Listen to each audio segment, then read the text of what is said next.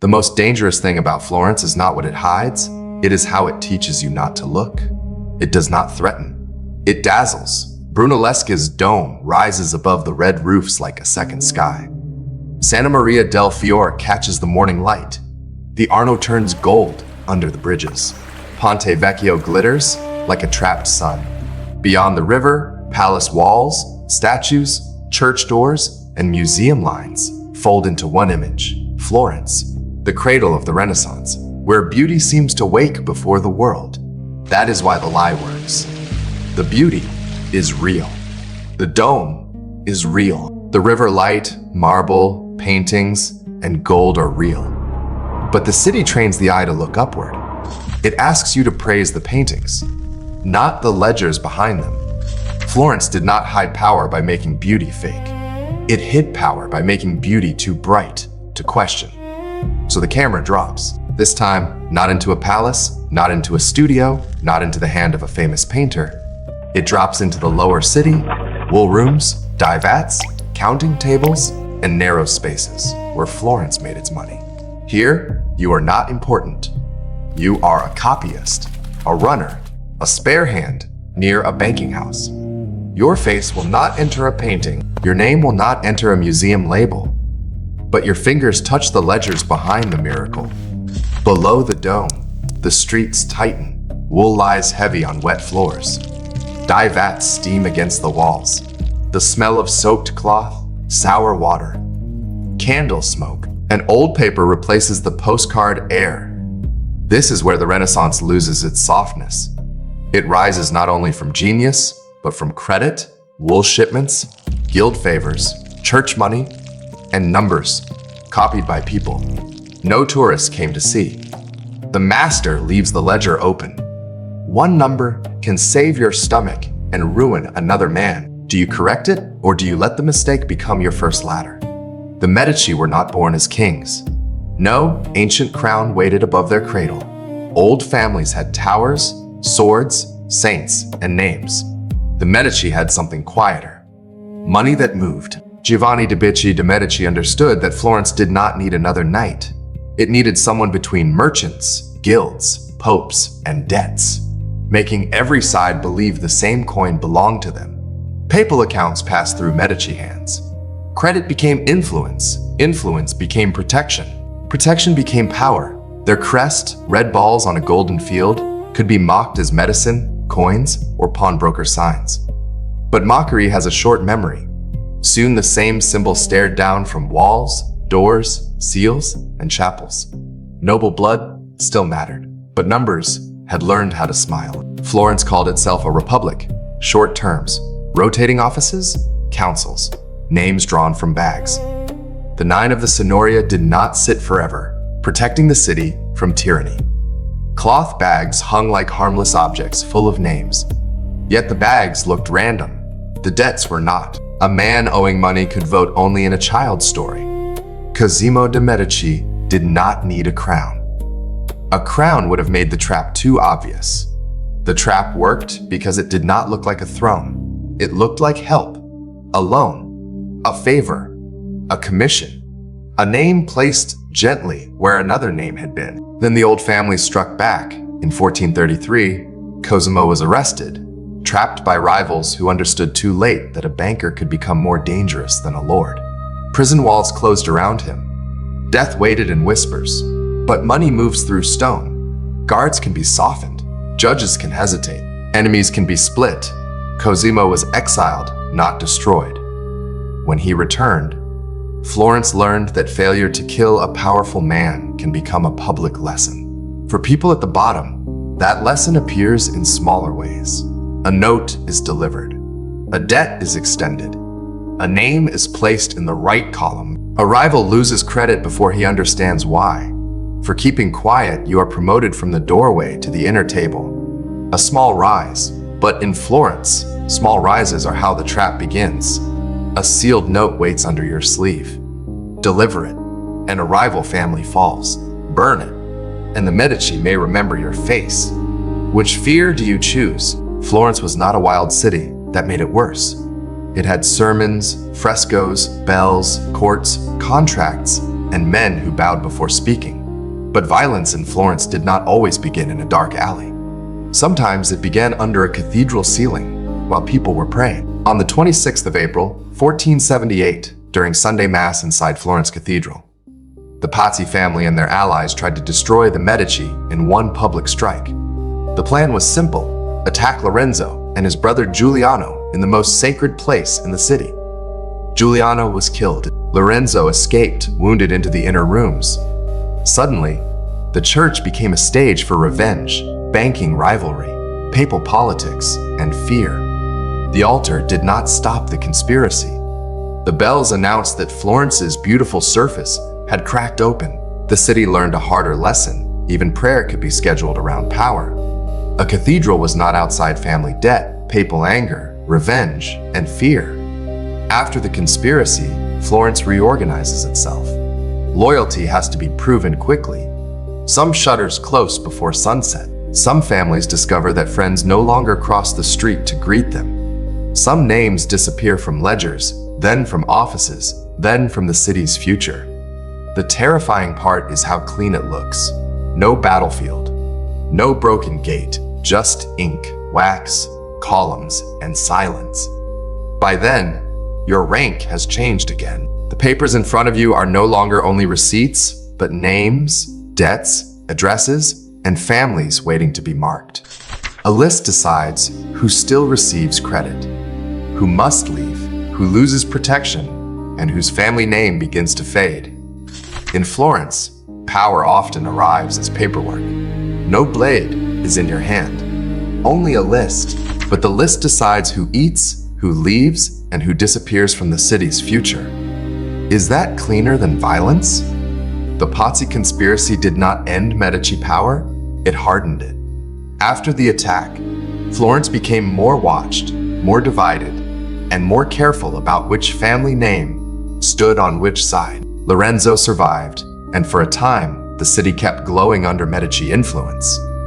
Chapels were funded, paintings were ordered. Beauty kept doing political work, but beauty creates resentment when people begin to see the money behind it. After Lorenzo died, that resentment found a voice in Savonarola. He did not attack Florence with a banker's ledger or a nobleman's sword. He attacked it with sermons.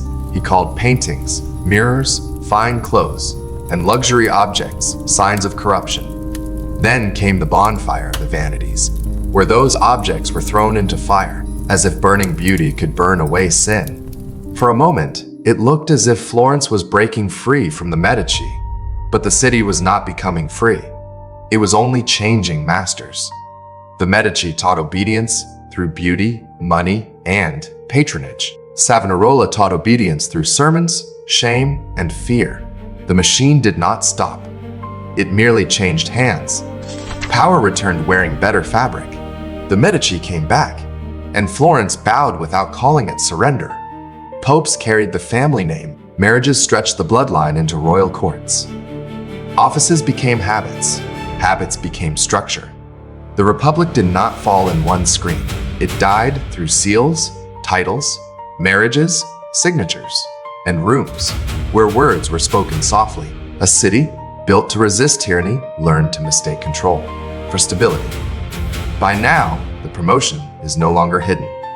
You have been lifted out of the wet workshop and placed near the rooms where beauty is ordered, paid for, and used. Archive rooms replace workshop corners. Art contracts lie beside political letters. A chapel can be paid for like repentance. A painting can turn fear into virtue. A family name can look generous on a wall, while its debts stay hidden. The final proof of your climb is not a title. It is a path. One day, the city gives power a body made of stone and windows. The Vasari Corridor stretches above Florence, linking palace to government, private rooms to public rule. It is a class system over the street. Below, bodies press through markets, mud, shouting, and smell. Above, power walks in shade without touching the crowd. Ponte Vecchio changed with it. The bridge was not always a golden postcard. Before the jewelry windows, it held butchers, food sellers, shouting customers, damp wood, animal smell, and waste near the river. Then the old trades were pushed out. Goldsmiths moved in, The bridge became cleaner, brighter, and easier to sell. Today, tourists call it romance, but part of that romance came from choosing what to keep, what to remove, and what to make Florence forget. Beauty in Florence was never weightless. Gold leaf leather needed hands. Pigments needed recipes. Silk workshops needed machines, rhythm, patience, and bent backs. Apothecaries mixed color close to medicine and danger. Devices, sketches, gears, looms, and mechanical dreams moved beneath the story of genius. Even Brunelleschi's dome, lifted like a miracle, was not only heaven made visible from below, it could look like a sealed sky. Inside the higher rooms, luxury does not erase the lower city. Silk brushes against old ink marks. Spice, candle wax, and gold dust cannot fully cover the damp smell of paper from the counting room. The corridor is quiet, but market voices still rise through stone like water through cracks. Ponte Vecchio shines with gold, yet the bridge carries the memory of meat stalls, street water, and ordinary hands. That is the real trap. Florence does not erase the lower world. It builds above it, polishes over it, and teaches visitors to admire the shine. The mud is still there. The labor is still there. The ledgers are still there. They have been buried under beauty. By now, silk touches your sleeve, gold shines below your window, and the corridor keeps your shoes away from the mud. If the trap finally feels comfortable, is it still a trap? Every machine outlives some of its makers. The Medici rose, ruled, returned, married, spent fortunes, and finally weakened. Bloodlines thinned. Heirs failed. The dynasty that had filled Florence with chapels, palaces, paintings, corridors, libraries, and beauty reached its limit. Then Anna Maria Luisa de' Medici made the final move. The family collections would remain in Florence. Paintings, statues, treasures, and memory would not be carried away into another court. That decision fixed the Medici legacy into the city itself. Their power no longer needed bodies, heirs, or offices. It had walls. It had galleries. It had bridges, corridors, churches, and rooms full of images. The dynasty ended, but the arrangement remained. Now, the camera returns to the postcard. Tourists lift phones toward the dome. Gold shines on Ponte Vecchio. Lines bend outside the Uffizi. Guides speak of the birthplace of the Renaissance, of genius, beauty, awakening, and human light. Almost no one smells the wool. Almost no one sees the wet workshop floor. Almost no one hears ledgers scratching behind the paintings. That is how the machine keeps moving.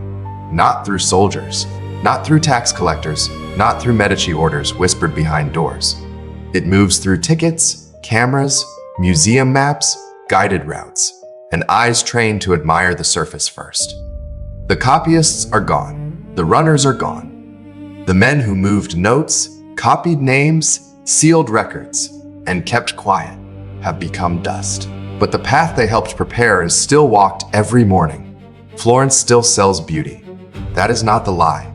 The lie is that beauty came alone. This is your final choice. You entered Florence through wool, ink, credit, and silence. Above you stood the dome, the bridge, the paintings, and the museum future. Below them worked ledgers, debts, favors, names, and hands no one came to admire. The machine turned a republic into a court into a museum, and a museum into a trap beautiful enough to outlive its makers. But now, the trap is no longer only behind you. It is in the way the city asks you to look. It tells you where to stand, what to photograph, which angle to call timeless, and which labor to forget. The old ledger is still open beneath the gold. The question is whether you notice it before the postcard closes over your eyes. You crawled out of the wool vats, the ink rooms, the voting bags, and the corridor shadows. You helped turn a republic into a museum and a museum into a trap. Was the climb worth the soul it cost you? Drop your choice in the comments. What do you do?